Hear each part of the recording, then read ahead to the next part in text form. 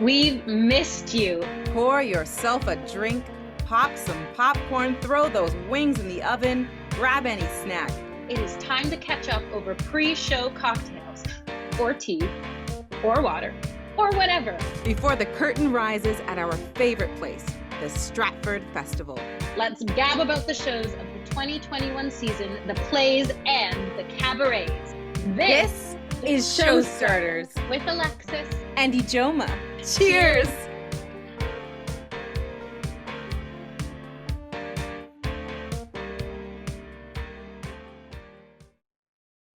Hello and welcome to Showstarters.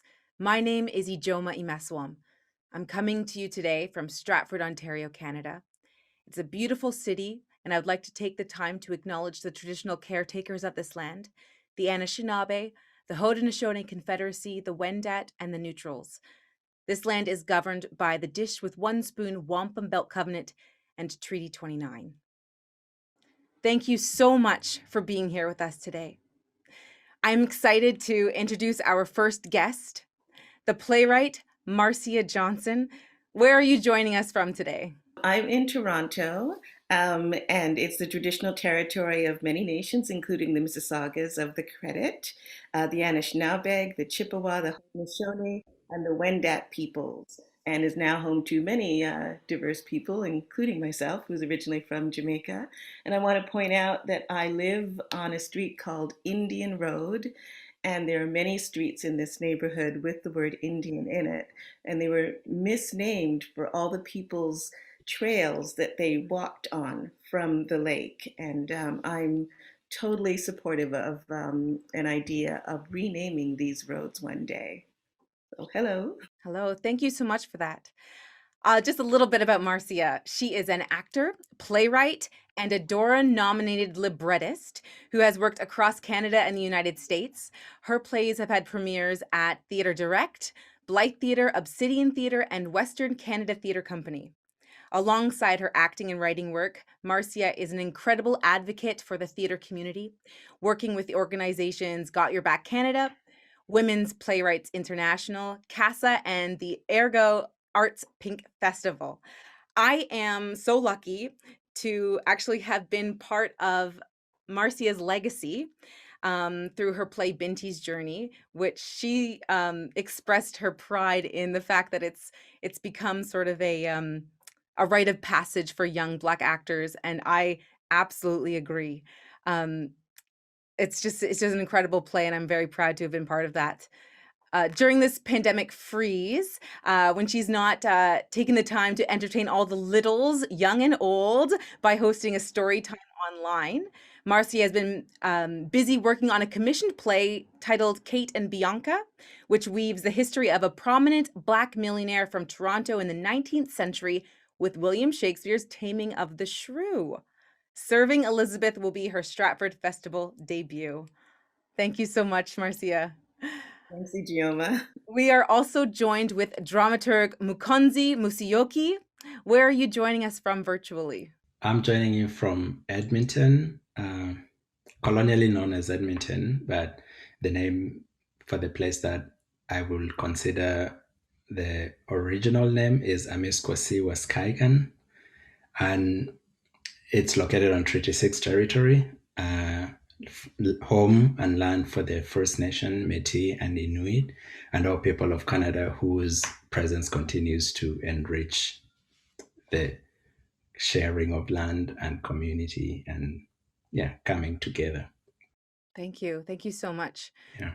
Mukunzi is a theater scholar, a writer, director, and dramaturg. He is currently working towards a PhD at the University of Alberta in performance studies, where his research is focused, let me get this correctly, on post-colonial theater and performance, dramaturgy, urban discourse, and identity politics in contemporary East Africa and the diaspora.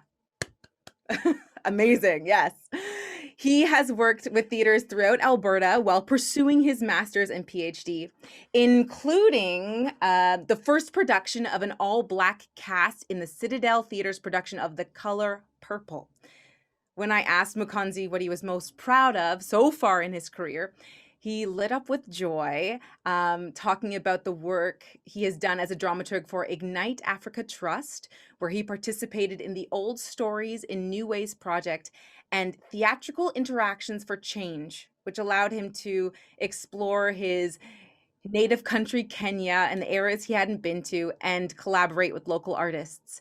This is Mukonzi's first season. And I also have to take a moment to congratulate you, Mũkonzi, on becoming a member of the new Play Development Associate here at the Stratford Festival. So congratulations. Thank you. Now, I can't remember the specific moment in which this next guest came into my life. I confess that I feel like her presence and her wisdom has always been circling my life in some aspect. It's always been there. And when I asked her what she was most proud of, she said, seeing the growth of her students over time and then it's ongoing. And I just so respect her and everything she does. This woman is director Kimberley Rampersad. Hello, Kimberly. Where are you joining us from today? Hi, everybody. My name is Kimberly, and I'm meeting you today at the mouth of the Niagara River and Lake Ontario, here on the lands of the Haudenosaunee, the Wendat, and many nations. And I am very privileged to be buoyed by them and their spirit, and to speak to you as a storyteller in their great tradition and in the tradition of many nations. Kimberly is an award-winning director, actor, choreographer, and educator whose immense talent has taken her across Canada. In 2017, she participated in the prestigious Neil Munro Intern Directors Program at the Shaw Festival. In that same year, Kimberly was the recipient of the Gina Wilkinson Prize for Emerging Female Directors. Other awards she has include the Maud Whitmore Scholarship and Guthrie Award. In 2018, she was inducted into Rainbow Stage's Wall of Fame as a performer.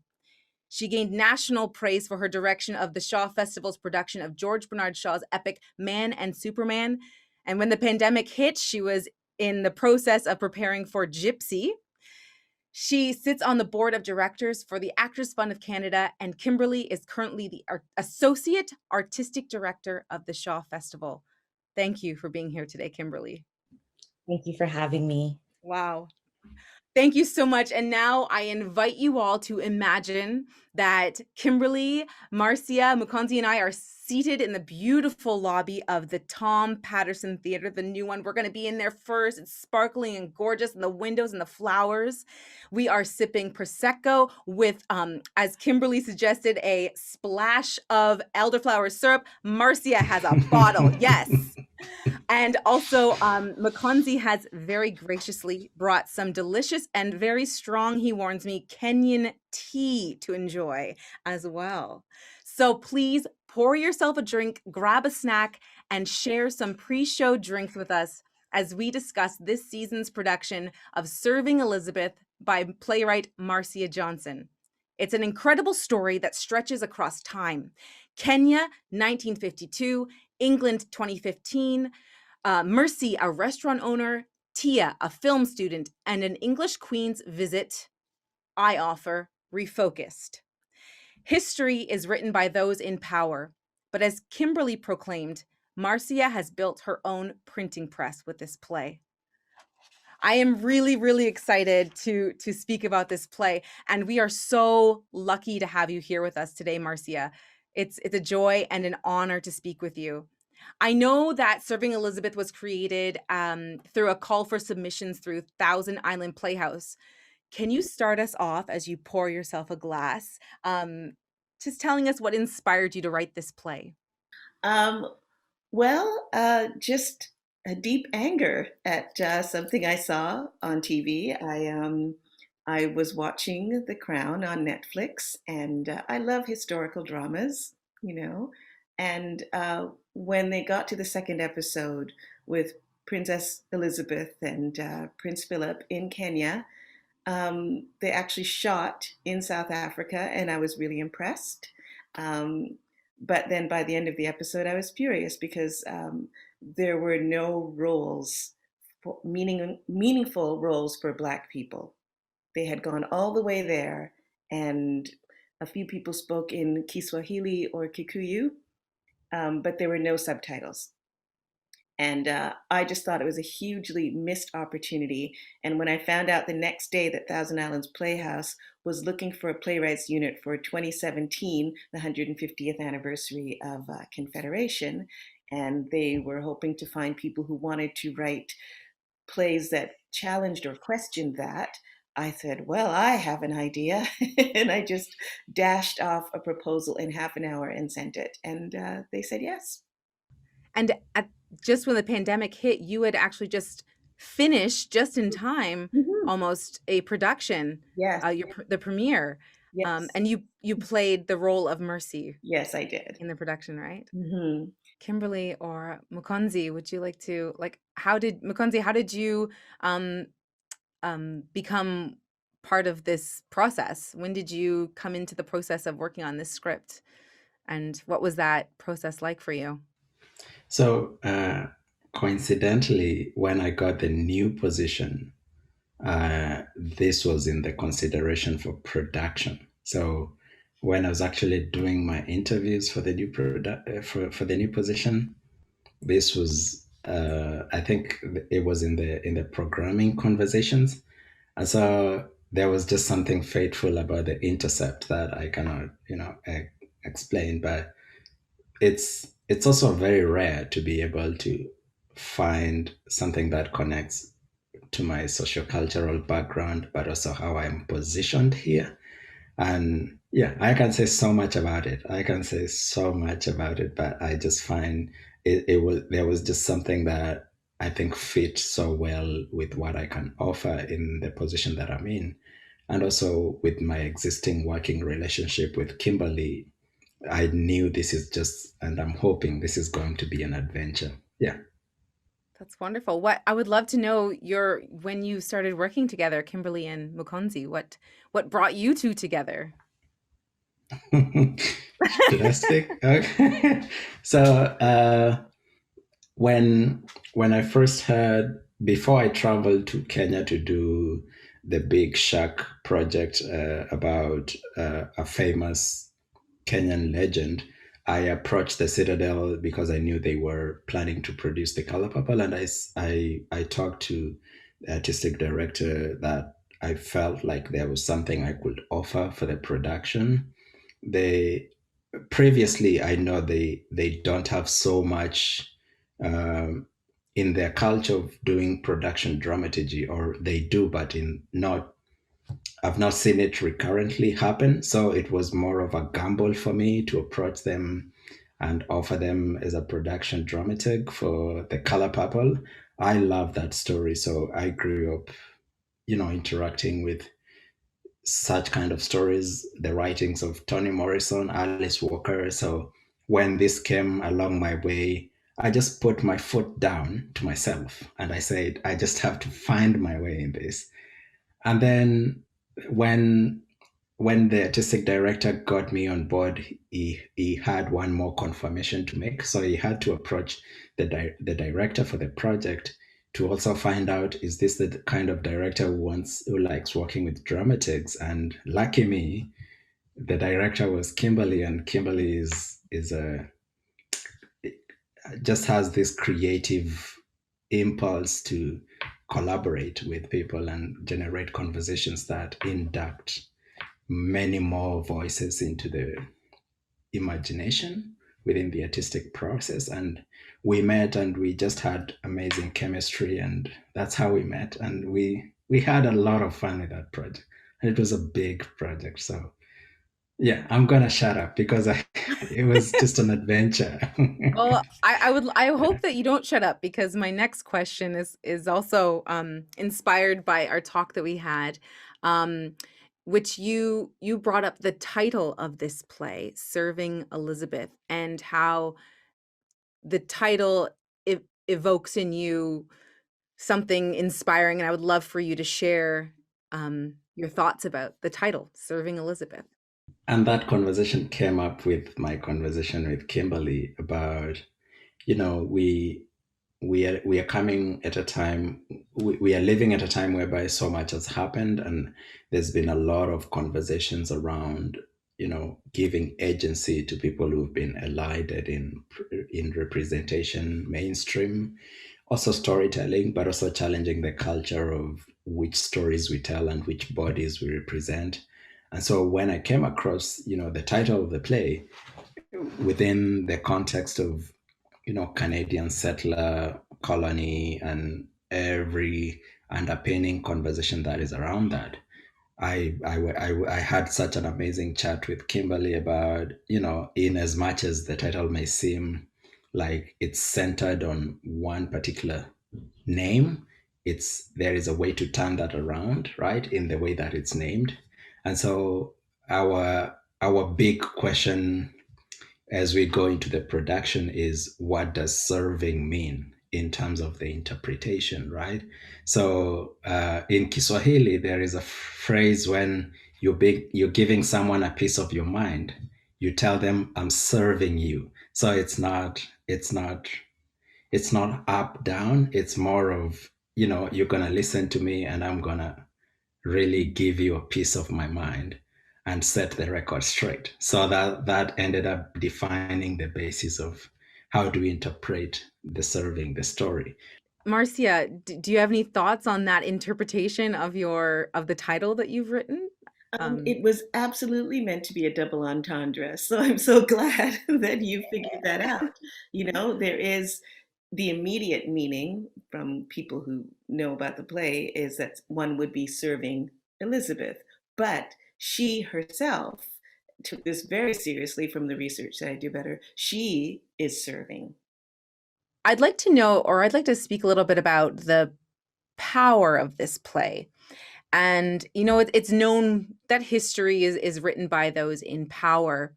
And the outcome is that the voices that are not in power are muted or silenced, erased. And I'd love to talk about the ways in which Marcia's play is working against this silencing.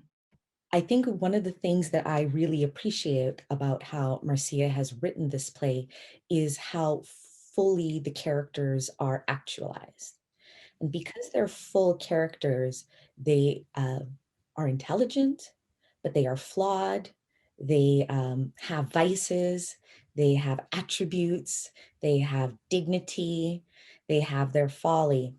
And because it's so well-rounded, she has the fire. You can feel the fire in the belly of the playwright, and you can feel like kind of the drive of where it's going. But she tempers herself by saying, if I really want to get there, I can't do it by writing it heavy-handed to where I want to lead you.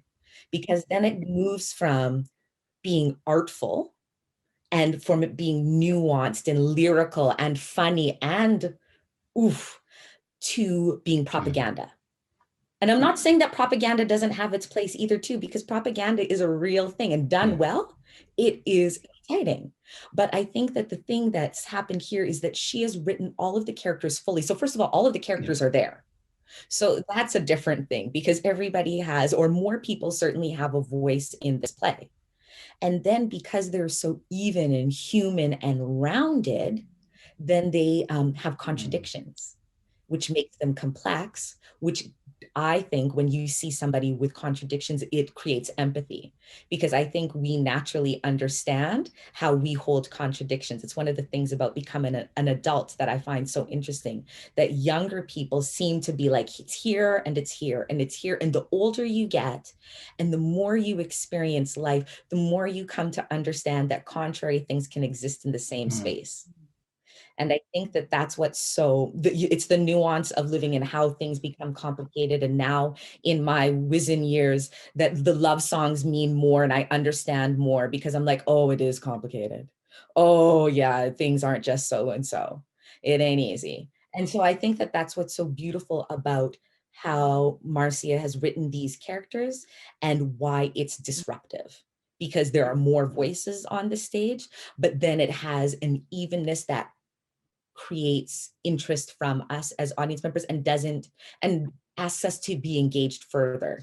So she doesn't let us off the hook because they're all complicated. She's like, and I'm leaving the work with y'all. Well, I really feel like it does, it is speaking about very important topics and subject matters, but it in a way of I think of it this way kind of in my mind, which is, you look at a piece of art or a photograph, and you see the subject right there that you've been the forced perspective of the subject. And it's like Marcia has just kind of taken my head and just said, look here, look there. Not in an aggressive way, but in an invitation. And just see. And just allows the question to kind of live in me of like, listen and just see what comes from that. I love this portrait, sort of this idea of us looking at something. I would offer too that it's almost like we are in a tight shot, and that we can only see so much of the picture. And Marcia has opened us up wider, and it has then maybe even not turned our head, but we have found something more interesting over there. And that as history keeps growing, as history is retold with the voices that have been left out, the picture is much more complicated, much more beautiful, much more tragic, because there's so much life, so much humanities that's in there. But I think that's really what she's done. She has opened it up, and because it's been even, we turn our heads. And I think what will be exciting for the audiences, I hope, especially, is that when they leave, I'm hoping that people take different things, because that's what's touched them. And that she's just like, look at all of these humans. There are more humans involved. What is complicated, what is interesting to you, and especially having multiple, not a token, but multiple Black voices on stage too, which is so important to show a breadth of Black experience, that there is not one opinion, that we are not a monolith, that there is much nuance and variation, and that Blackness is a thing that is embedded in us. But in terms of ideas and experience and worldviews, we have as many as there are beautiful hues of us. So I think that that's really important too. The life of a playwright, there is so much doubt when I'm creating a piece anyway. I start out with this outline and people say they like the idea. And then as I'm researching and writing, it takes me in all these different directions. And I loved that Kimberly used the word disruptive, because I hadn't thought of it that way. I had thought of subversive. So there are things in there, and not just for white people. Like, there are things that happen, like the opening scene. Mercy and Faith are taking down Christmas decorations, and Mercy is devout in her Christianity. So she is anti-monarchist and doesn't recognize this subversive thing that they have gotten to her in another way as well. And so I don't want to show that things are simple. White people are evil, Black people are good. That's not interesting. It's not true either. And I just want to show the complexities. So it's such a thrill hearing you talk about it, because it's just this thing that I create and then set out into the world, and then just hope that people understand where I'm coming from. And you have brought more to it than I had even thought of. And that is really thrilling, that it's this living, breathing thing now that is affecting people in different ways, making them think of things and feel things. And I mean, it's such an honor to get noticed. Like, the life of a playwright, you can be really good, but if you're not noticed, if someone doesn't take you up and say, yes, your stories worth sharing with my audience, it's a pretty lonely world. So I'm just very grateful right now. What I also find wonderful and empowering about this play is that it's also in itself a form of representation, not only in the Black voices and the Black faces that are on stage, but also in respect to encouraging people, everyone, no matter what race, gender you are, to look at history and go, oh, I can go back into this. Just because it's been written this way doesn't mean I can't go back and investigate and bring forth and reclaim the voices that haven't been given a voice or have been silenced. And I think this is a great example for young people who are writing, or other writers, to go, you can do this too. So it's a representation in terms of the power we have, and also our visibility. And in this moment, especially too, then it reminds us of the power that we do have, which is where do we choose to cast our gaze? And when we cast our gaze, who do we notice is there or is not there? And then what do we do with that? It demands and it meets us at this point, which lets us know that we have a power to be critical, and not critical in a bad way to cross our arms, but critical in an active way, which has us seeking out the truth, which has us looking at, well, who isn't there? Why is that? Where can I learn more? How can I become involved if that's something that is still happening? Yeah, I just love it when people say to me, I never thought of it that way. But that's my goal. I want to prove that we were there. Wherever you can think, whatever time period, we were there. It just, though, that story hasn't been told. Those stories haven't been told. And that's one of the subversive things I have in the play is with the character of Tia. She knows that she has a job to do. She knows that she has to represent. And she has a huge awakening throughout the course of the play. One of the passions that have informed why I engage in storytelling in the capacities that I'm able to is there is always a very prevalent question of who is at the center and who is at the periphery, and what has been the long-standing effect of that in the repertoire that we've developed over in our different societies. And what this does is that when I read it and went back and watched the episode and came back and read the play, there was just an entire lens. And I felt like going on a rant and writing the creators of the Crown an entire letter, a long letter, that why did they not really factor in the entire conversation that came into consideration in accommodating the queen, because there was an entire conversation, but not to make the queen the center of the focus, but the idea that the princess was going into a place that it does not belong to them, being there as a visitor. I just like when you challenge the central voices or the main bodies that you've seen or have become part of telling stories that have to do with history and experience and how people are located in different places. It also helps people rethink their attitudes, and there is just so much power in that. And you know that has to come from a place of respecting human dignity and knowing that people, it's not right to discount who people are when you have the chance to represent them for what they are, right? Yeah. We've all obviously been sparked, I like to say, by this play. What do you hope this production will spark in the people that come to see it, whether they see it or when they see it live or when they see it after, when it's available online? Well, I accept that it's out of my hands, however people receive it. I've had opinions from either end of the spectrum. One man warning me, he's a huge fan of Regina Elizabeth, and he hoped that I showed her the proper respect.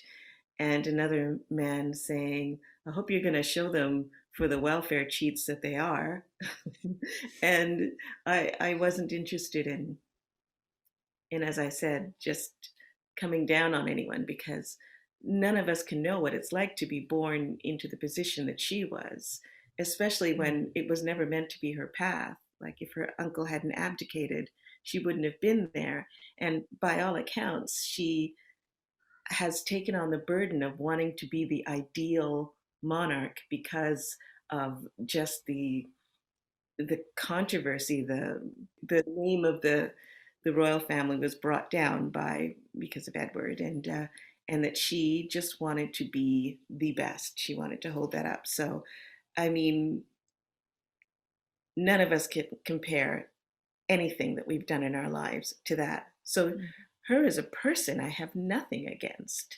But I feel that in this day when we are enlightened, when we are looking back at what colonialism, imperialism has done to us, that we can't, now that we know, it can't be business as usual. And I just want people to think about that. There are things that you just accept as this is the way life is. Now you know that there's another way of looking at it. And once you know it, what are you going to do about it? I think for me, the biggest thing will be when the audience leaves, I want them to feel like it was time well spent. I hope that doesn't sound trite or dismissive. I want them to feel like it was time well spent. Whatever that means to them, I leave that with them, but I want them to feel like that it was time well spent. And especially at this time, there is some sort of dipping your toe back in to gather together in these times that I don't know where their anxiety might be. Some of them might just skip there, but some of them might have trepidation. So honestly, honoring all of their journeys and how they came to the space, I really want them to feel like they were taken care of, that they were thought of, that they were presented with the most excellent, rigorous, lyrical, thoughtful, nuanced, muscular piece of work that we could present to them with all of our hearts and skills with the community that comes around us. That to me is would mean the most.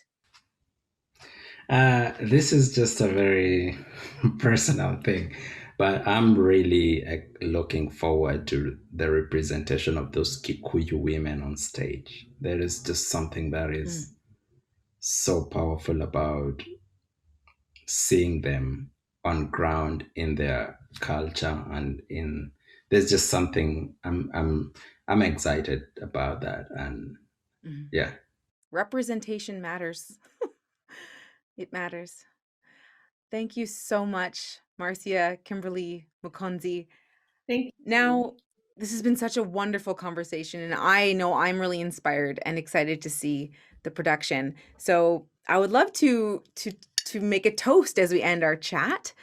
So I would ask you, Mũkonzi, Kimberly, or Marcia, what should we cheers to?